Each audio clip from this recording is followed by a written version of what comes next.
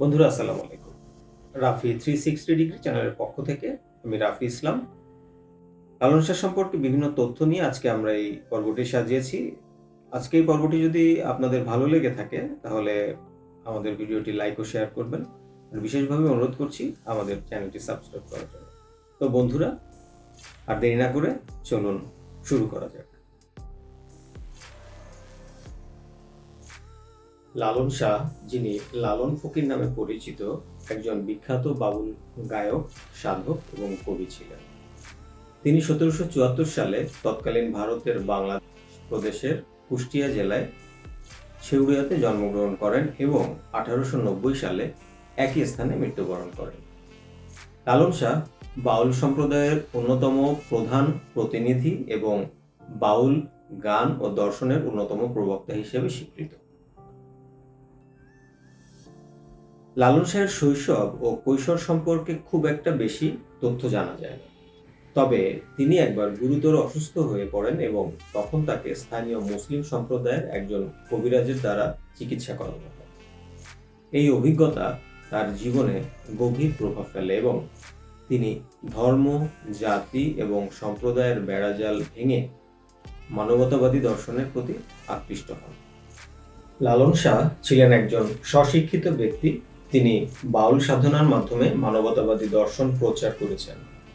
তার গানে জীবনের গভীর সত্য, আধ্যাত্মিকতা এবং মানবতাবাদ প্রতিফলিত হয়। তার গানগুলোতে তিনি আত্মার মুক্তি, মানবজাতির ঐক্য এবং মানুষের মধ্যে পারস্পরিক ভালোবাসার গুরুত্ব সম্পর্কে শিক্ষা দিয়েছেন। লালন শাহের দর্শন ছিল মানবতাবাদী ও অসাম্প্রদায়িক। তিনি বিশ্বাস করতেন যে সকল মানুষ সমান এবং ধর্ম, বর্ণ, জাতি প্রভৃতির ভেদাভেদ মানবতার প্রকৃত পরিচয়কে ক্ষুণ্ণ করে। তার গানগুলোতে তিনি বারবার বলেছেন যে সত্যিকার ঈশ্বর বা আল্লাহকে পেতে হলে আগে নিজের মনকে বিশুদ্ধ করতে হবে এবং পরম করুণাময়ের সেবা করতে হবে।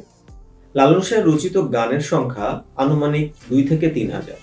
তার গানে প্রায় গুরু শিষ্য সম্পর্ক, আত্মার অন্বেষণ এবং দেহতত্ত্বের কথা উঠে এসেছে। তিনি তার গানে গ্রাম্য ভাষার প্রয়োগ করতেন, যা সাধারণ মানুষের কাছে সহজবোধ্য ছিল। তার কিছু বিখ্যাত গান হলো খাঁচার ভিতর অচিন পাখি কেমনে আসে যায়, মিলন হবে কত দিনে, জন্ম যদি তোর ভণ্ড হয়। লালন শাহের প্রভাব বাংলা সংস্কৃতি, সঙ্গীত এবং আধ্যাত্মিক চেতনার উপর গভীর। তার গান ও দর্শন বাংলার গ্রাম্য সমাজ থেকে শুরু করে শহুরে শিক্ষিত সমাজ পর্যন্ত ছড়িয়ে পড়েছে। লালন শাহের জীবন ও দর্শন নিয়ে বহু গবেষণা ও সাহিত্য রচনা হয়েছে। প্রতি বছর কুষ্টিয়ার ছেউড়িয়াতে লালন মেলা অনুষ্ঠিত হয় এবং সেখানে হাজার হাজার লালন অনুরাগী এবং তার ভক্তরা তার স্মরণে জড়ো হন।